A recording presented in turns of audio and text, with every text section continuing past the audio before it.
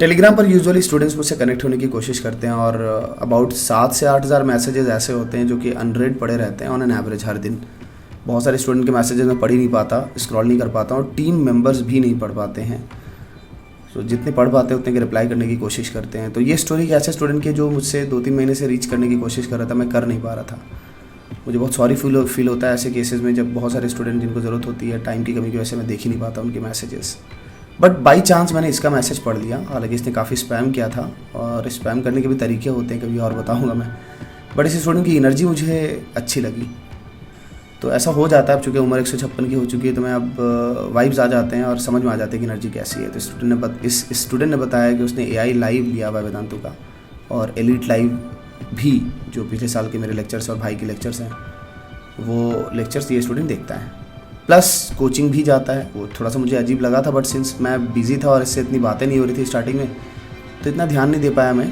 बस इतना पता था कि हाँ, मेरे और भाई के लेक्चर्स देखना, AI लाइव और एलीट लाइव देखना, और कोचिंग जाने का काम समथिंग कुछ करता है। बट मैं उतना समझ नहीं पाया था कि इसने क्या तरीका बनाया हुआ अपनी पढ़ाई का। तो अभी जस्ट कुछ ही दिन पहले की बात है, जस्ट 1-2 दिन पहले की ही बात है कि अचानक से उसने एक क्वेश्चन भेजा। एटॉमिक स्ट्रक्चर का क्वेश्चन था, और चूँकि अभी एटॉमिक स्ट्रक्चर यूट्यूब पर डिस्कशन चल ही रहा था, तो जो क्वेश्चन था उसको देख करके मुझे लगा कि शायद उसने यूट्यूब पर कुछ ऐसा डाउटफुल देखा है मेरे लेक्चर में और वो क्लियर करने की कोशिश कर रहा है वो स्टूडेंट।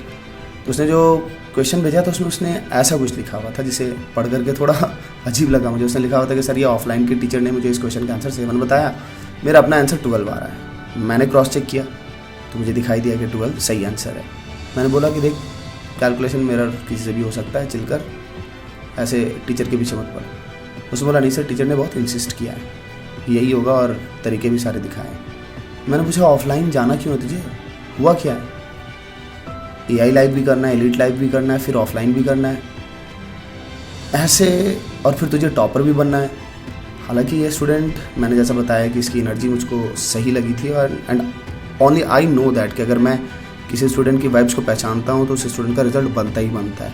मेरे अपने 13 साल 14 साल के करियर में कभी भी इसका कोई एक्सेप्शन नहीं हुआ है। तो मैं स्टूडेंट की वाइब्स, उनकी एनर्जी से ही पहचान जाता हूँ। उनकी एनर्जी जो मुझ तक फ्लो होती है उससे मैं पहचान जाता हूँ इनका रिजल्ट बनना है।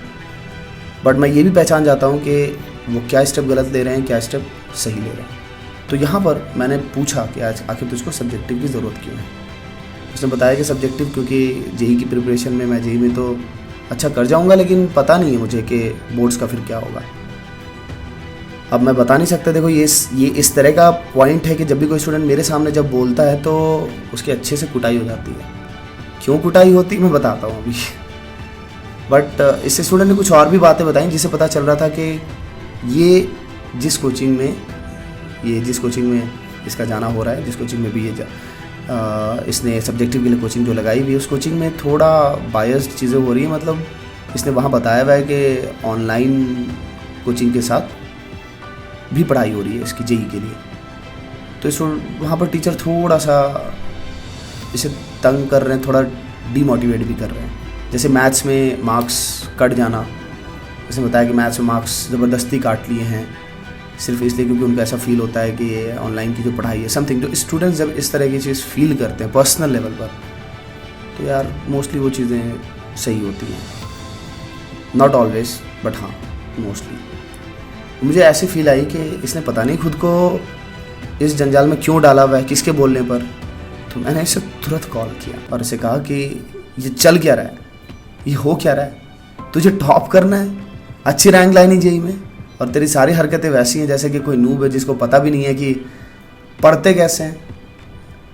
पढ़ना क्या है उससे कहीं ज़्यादा इंपॉर्टेंट हो जाता है ऐसे स्टेजेस में कि पढ़ते कैसे हैं। एंड अगर तुमको बोर्ड्स की फिक्र इतनी ज़्यादा है तो कम से कम तुम सर्च तो करते हैं कि टॉपर्स बोर्ड्स के लिए कैसे पढ़ते हैं। बोर्ड्स के मार्क्स कोई नहीं पूछता, ये ज़बरदस्ती का दिखावा है जो कि मम्मी पापा को करना पड़ता है। उनको डर लगता है कि कहीं JEE के चक्कर में तुम एक दूसरी चीज़ जो बोर्ड्स वगैरह है वो ना ख़राब कर दो, कम से कम मिनिमम चीज़ें तो हाथ में रहें।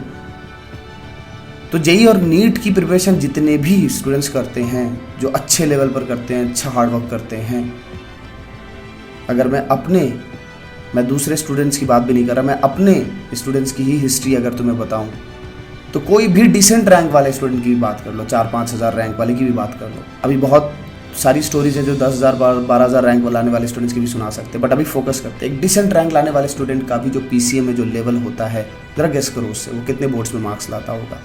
75, 80, 85। मेरे अपने जितने भी स्टूडेंट रहे हैं जिन्होंने कि अच्छा किया है, जेई में डिसेंट रैंक लाई है, वो हमेशा 95% से ऊपर ही रहे हैं। हार्डली कभी कभी किसी का 93, 94 होता है, मेजोरिटी स्कूल टॉपर हो जाते हैं। और ये बात मैं मानता हूँ कि बहुत सारे पेरेंट्स और गार्जियंस को पता तक नहीं है, शायद वो पता करना भी नहीं चाहते, शायद वो प्रिजम्पशन होता है ऑलरेडी, स्कूल की तरफ से ही उनके दिमाग में चीज़ें डाल दी जाती हैं। इसी चैनल पर रितिका दीदी तुम्हारे साथ जुड़ी हुई है और मैं कहानी ख़त्म करूँगा उसी की स्टोरी बता करके, फिर कभी और तुमको बताऊँगा अलग अलग बोर्ड्स और जेई के साथ साथ जो घटनाएँ और दुर्घटनाएँ घटती लोगों के साथ। बट आज मैं फाइनली रितिका की स्टोरी के साथ एंड करूँगा इस वीडियो को, और तुम बताना कि तुमको इससे क्या सीख मिली।